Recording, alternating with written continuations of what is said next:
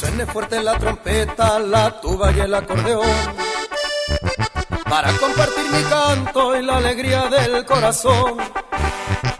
Me gusta mucho mi tierra, tierra de mil colores. Es un jardín muy hermoso donde se dan lindas flores. Qué lindo es Cuautla, Cuautla es un Edén, con sus mujeres hermosas, sus balnearios y su tren. Qué lindo es Cuautla. Hola amigos, buenas tardes.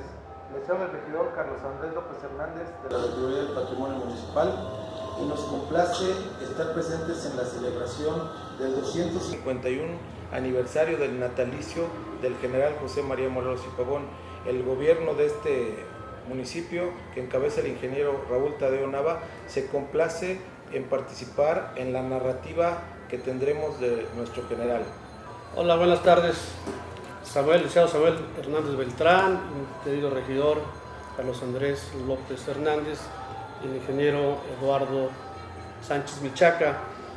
Pues efectivamente estamos reunidos aquí en esta sala de cabildo del Palacio Municipal de Cuautla, que ha sido escenario de hechos históricos importantes, para celebrar justamente el aniversario del nacimiento del general Morelos, y esto dentro del marco de los trabajos del rescate o de la memoria histórica.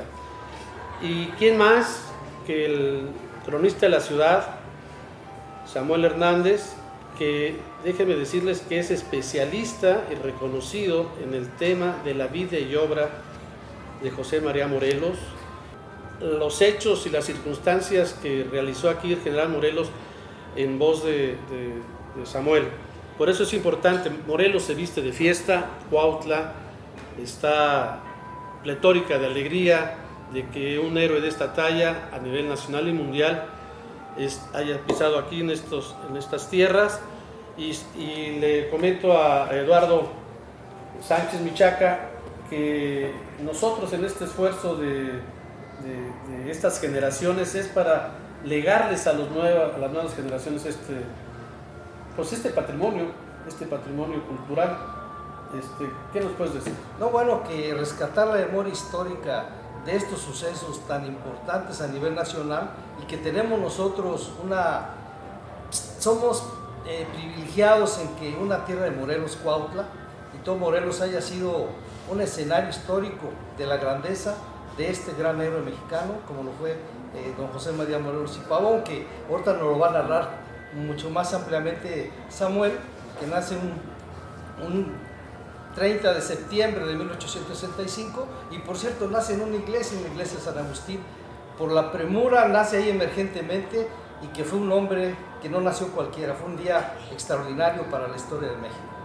Bien, pues es una aportación que hace los coloquios del Tepache dentro del marco de este rescate de la memoria histórica.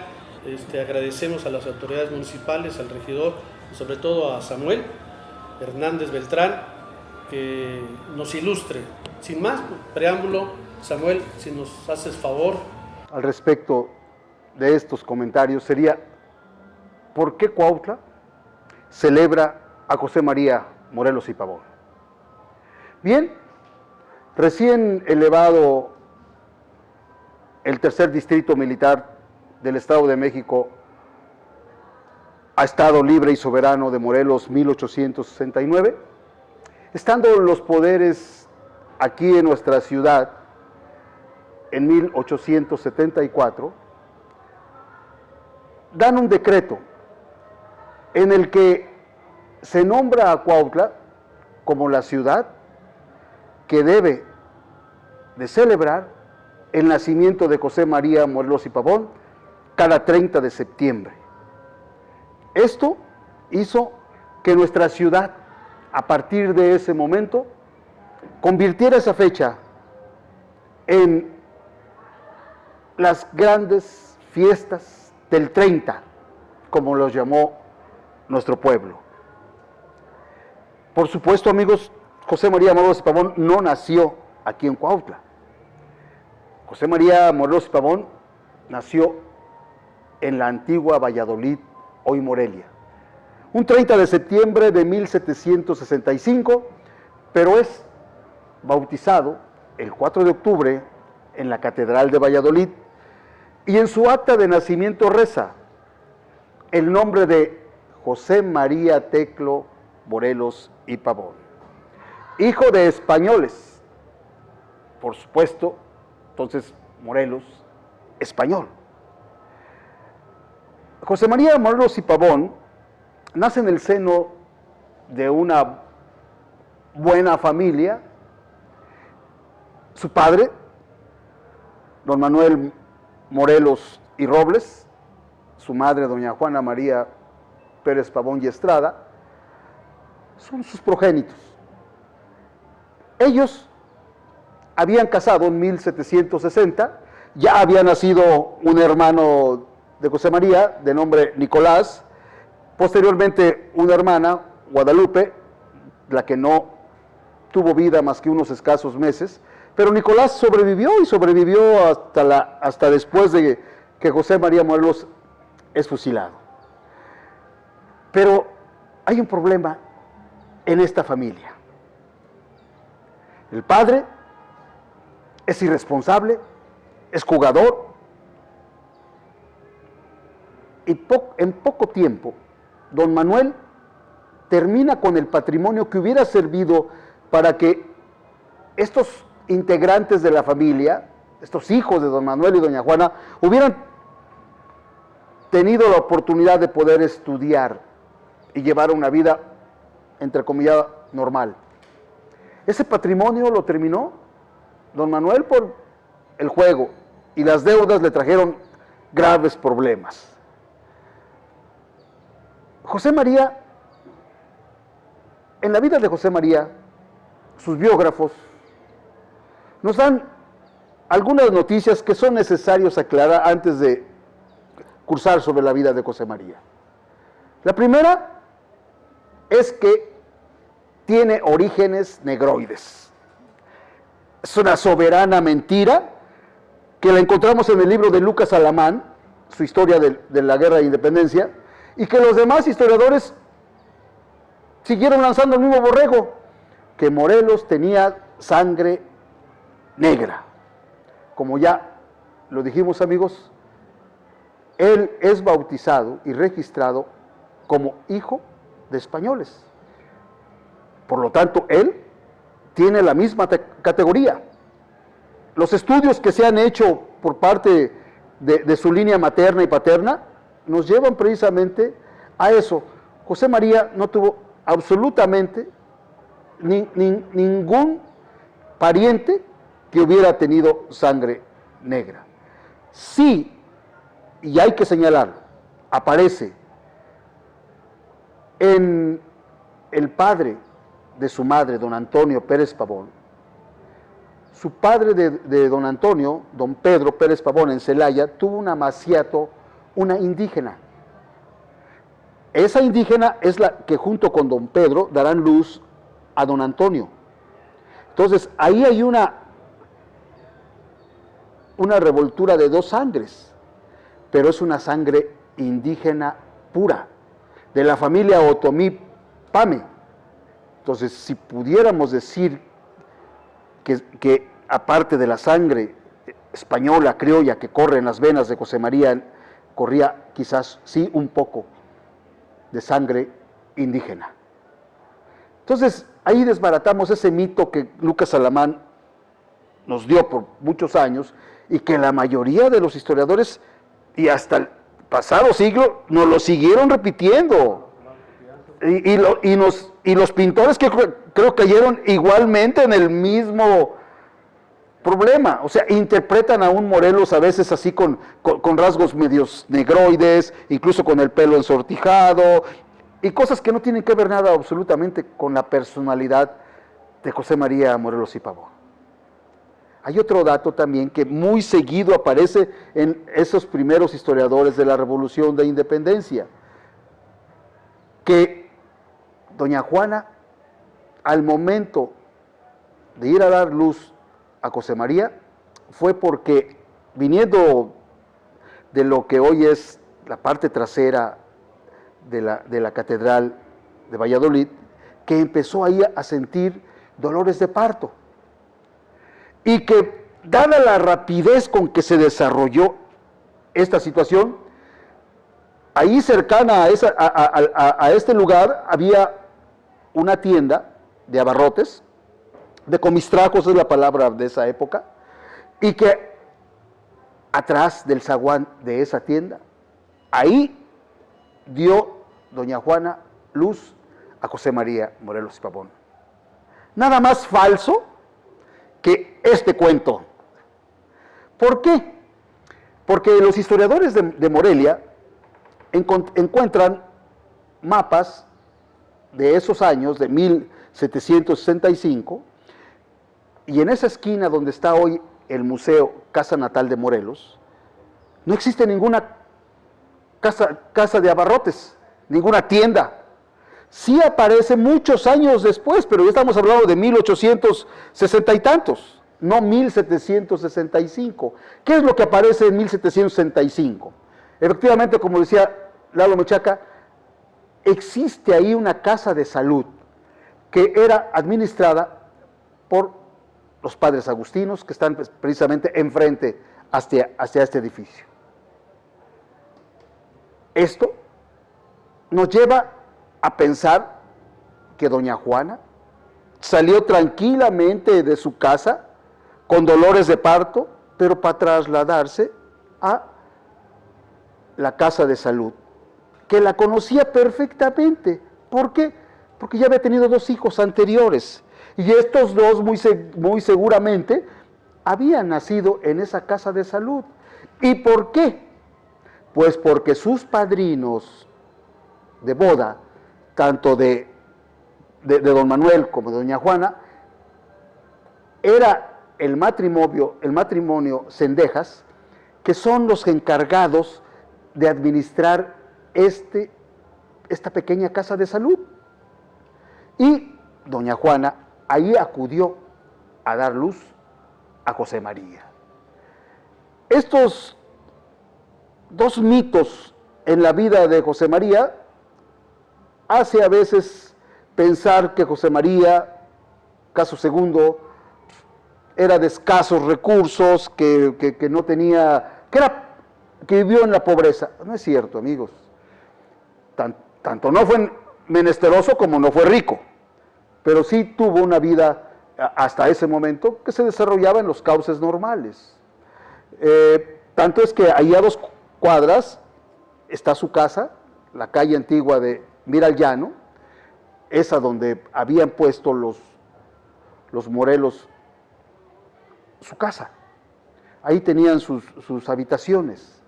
Y José María precisamente pues va a habitar esa casa que era propia, y tenían otros terrenos que perdieron, por supuesto, por la bohemia de don Manuel, por las deudas.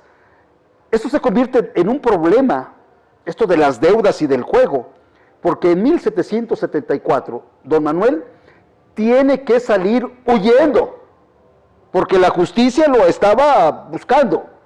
¿Para qué? Para que pagara las cuentas pendientes que tenía con la gente. Ya había perdido esos terrenitos que tenía por ahí en algunos otros lugares, ahí en su rancho en Sindurio, ya los había perdido.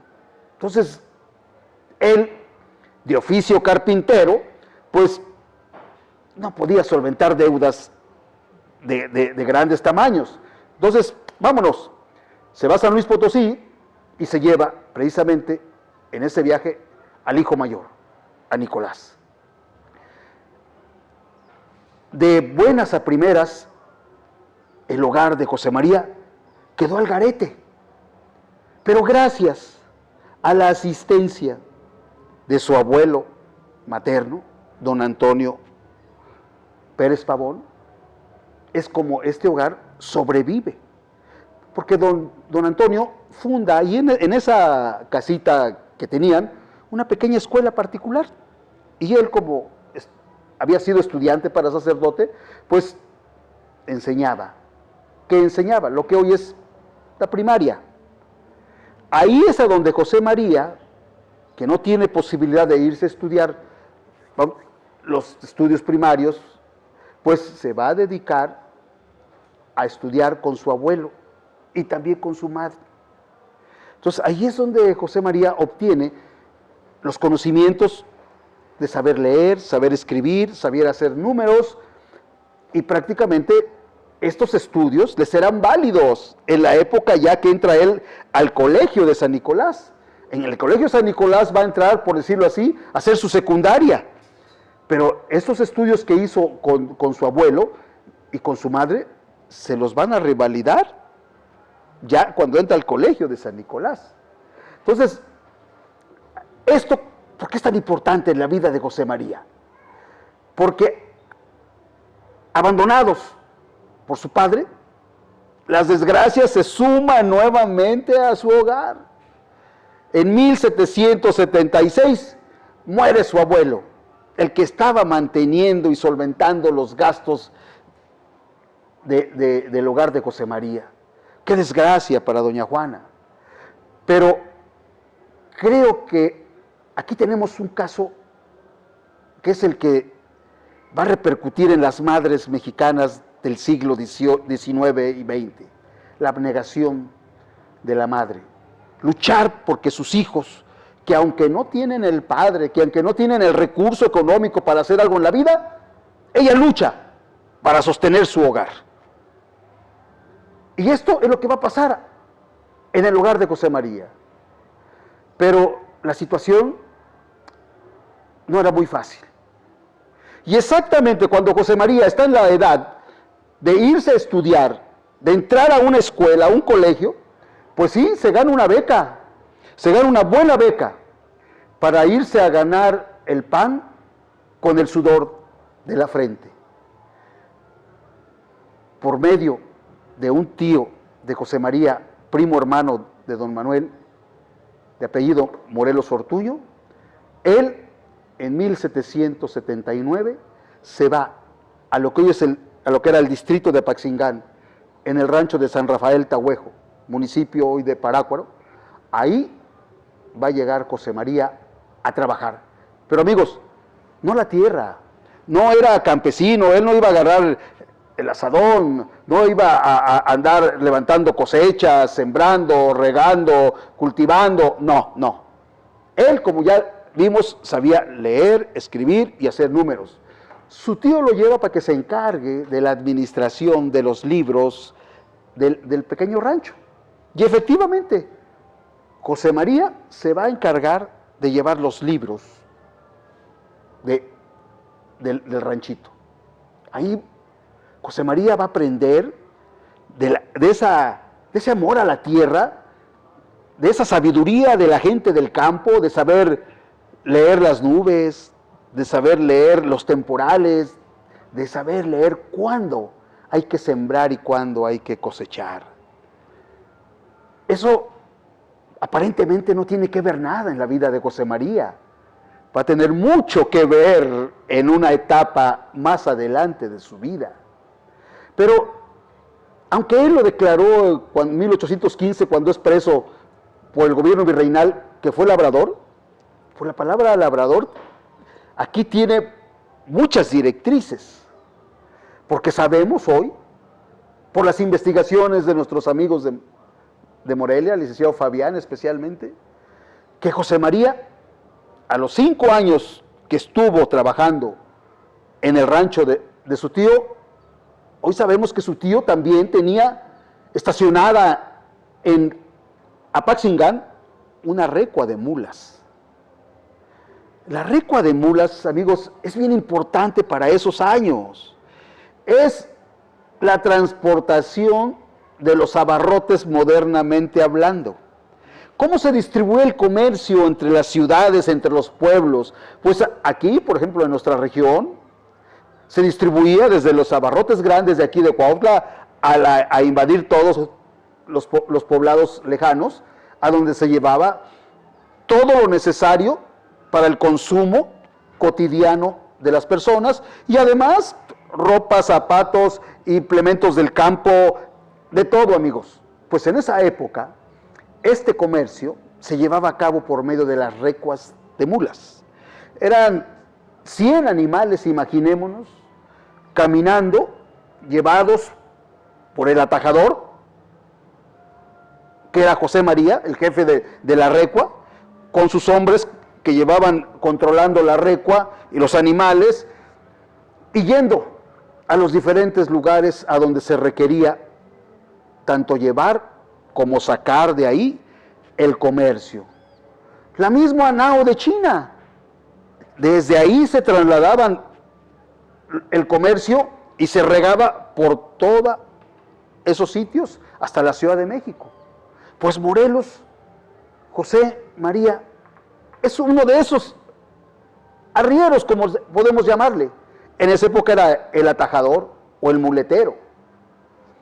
Esta práctica, este trabajo, le va a traer a José María un cúmulo de conocimientos, de una geografía muy íntima entre los arrieros, los atajos, los caminos, los pasos, los ríos, todos esos lugares por donde solamente ellos sabían que podían transitar. Esto a José María quizás en ese momento no le llamó la atención, pero en su época revolucionaria, amigos, va a ser algo sumamente importante, porque sabe cómo llegar más rápido por un sitio, cómo no llegar o meterse por otro, y la sorpresa que va a dar a los ejércitos realistas, que precisamente por eso acuña el título El Rayo del Sur, porque sin esperarlo a veces las partidas españolas, de repente, ¡bum!, caía el rayo sobre ellos. O sea, era un manejo de estos caminos que solamente lo conocían ellos, increíble. Ahora, esto es por un lado. Por otro, esa relación íntima entre los trabajadores de esas recuas de mulas que se distribuían todo el comercio, pues ¿quiénes son ellos? Pues nada menos que los que van a ser los grandes comandantes de su ejército a partir de 1810. Esos jefes de arriería que él conoció, como Valerio Trujano, como Julián de Ávila, como don Ignacio Ayala, como don Vicente Guerrero, y toda una gran cantidad de hombres que se van a integrar a su ejército, pero no es como nos dicen los libros oficiales. Morelos leía en los ojos de los hombres que iban a verlo, y ya al verlos, él sabía para qué les iba a servir. Falso, compañeros. Esto es una praxis revolucionaria ya en su momento. Y Morelos sabía y debía de contar con los hombres experimentados en los caminos, experimentados en el conocimiento de los hombres. ¿Cómo iban a sacar de las haciendas a los costeños, a los negros, a los pintos, sin conocerlos, sin tener una relación? No, ellos la tenían 20 años atrás y sabían lo que iban a hacer precisamente.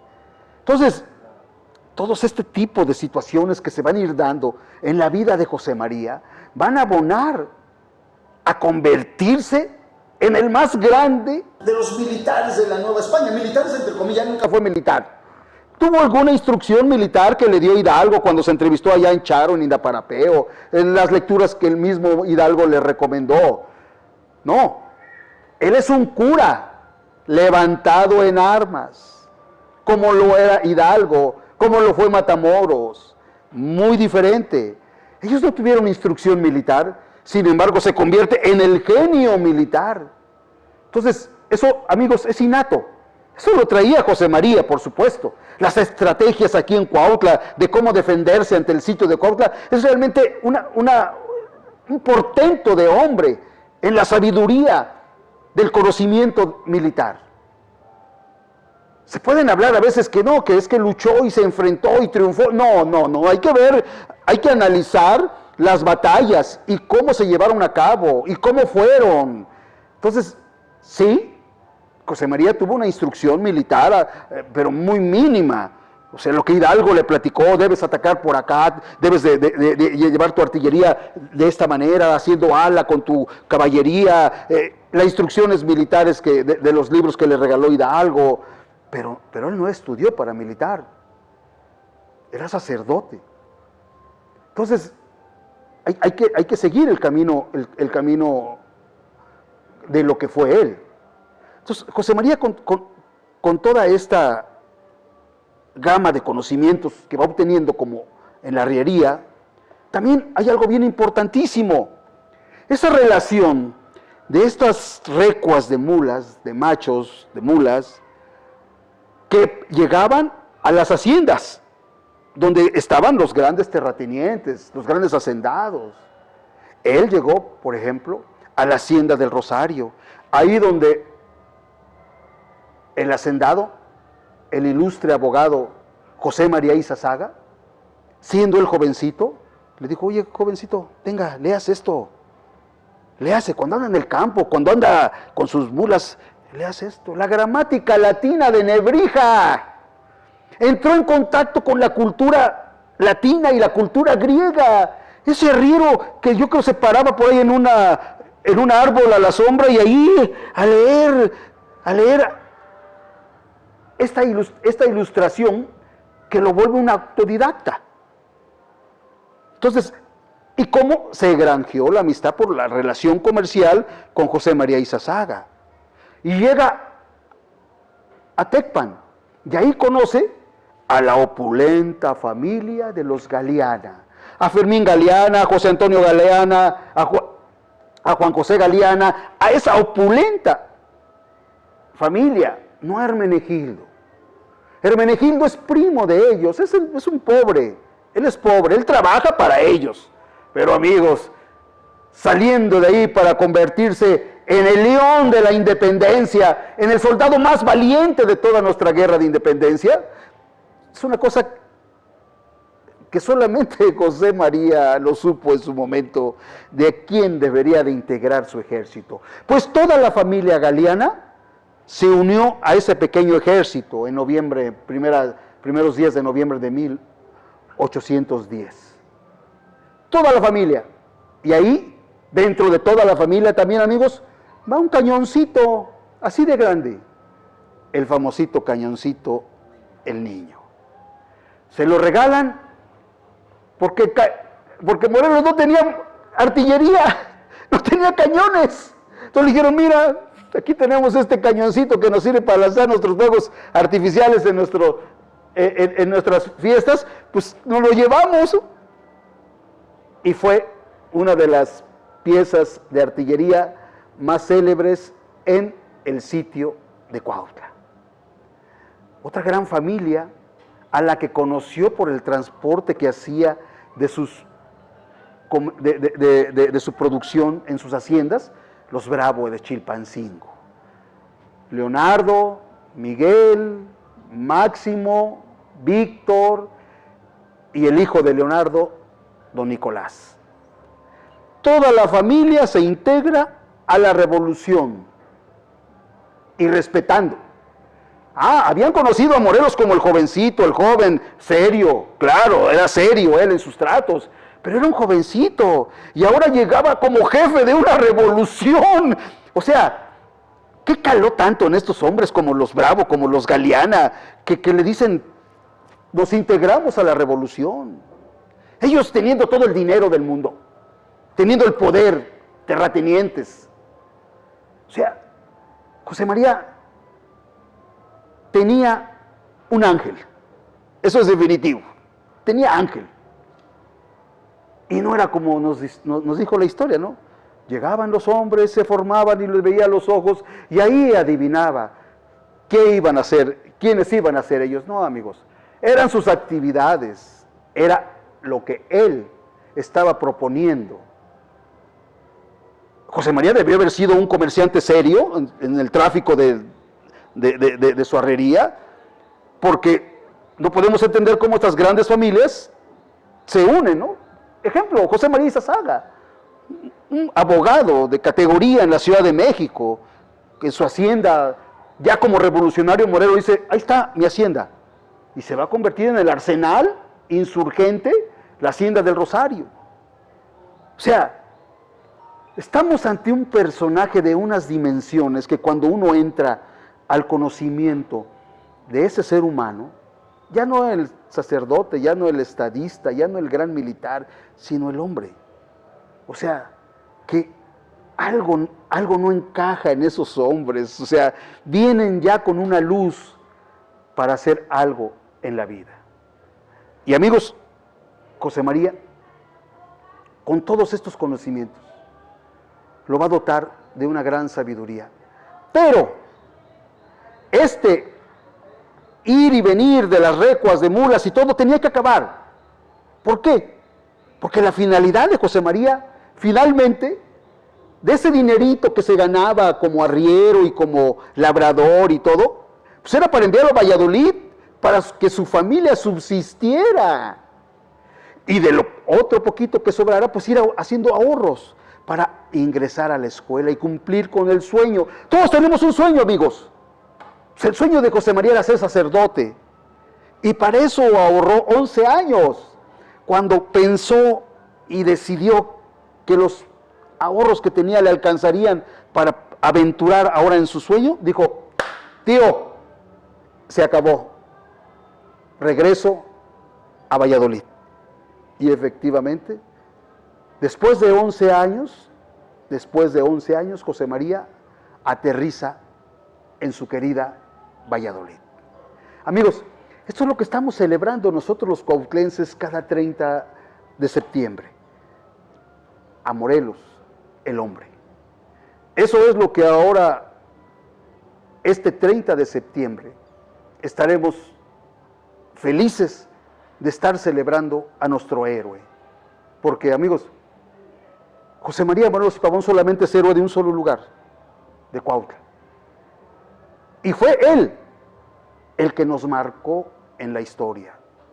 A partir de que él llega a Cuautla, el pueblo sufrió una transformación, que aunque no lo van a creer ustedes, sigue hasta este momento. Porque nuestra identidad de morelense no la hemos perdido, amigos. Al contrario, día a día queremos fortalecerla. Y por eso, amigos, es que estamos haciendo este programa. Y el cual quiero agradecer toda su atención, el que me hayan escuchado un poquito. Nos falta un poco más de Morelos el hombre. Quizás hagamos otro programita más adelante para que vean ustedes esa misma faceta de Morelos el hombre, cómo va caminando. Por esta tarde, amigos, muchas gracias y muy amables. Pues muchas gracias, Samuel. De veras, es otra historia contada por que te has especializado. Y esto nos llega a nosotros en forma muy emocionante, porque el Morelos, el hombre, es muy importante como tú lo mencionas. Muchas gracias, Samuel, por compartirnos. Gracias, amigos, y síganos viendo. Pues gracias por estar atentos a estas historias que son fundamentales para la identidad como mexicanos, como morelenses, y no perder los hechos históricos que nos han dado patria, que nos han dado libertad. Ojalá que continúen y nos sigan viendo acá en este esfuerzo grandioso por conservar nuestra memoria histórica. Muchas gracias. Samuel, muchísimas gracias por todo el conocimiento que nos acabas de dar. Ahora entiendo, quiero más a mi ciudad, entiendo por qué alguna vez fuimos Ciudad Morelos y desafortunadamente cambiamos nombre. Cuautla es de mis amores, como siempre, pero Morelos sigue siendo Morelos y como tú lo dijiste, Morelos es Cuautla. Hasta la próxima, esperemos que sea muy pronto, Samuel. www.cuautlahoy.org, los coloquios del Tepache. Hasta la próxima. Que suene fuerte la trompeta, la tuba y el acordeón, para compartir mi canto y la alegría del corazón. Me gusta mucho mi tierra, tierra de mil colores. Es un jardín muy hermoso donde se dan lindas flores. Qué lindo es Cuautla, Cuautla es un Edén, con sus mujeres hermosas, sus balnearios y su tren. Qué lindo es Cuautla.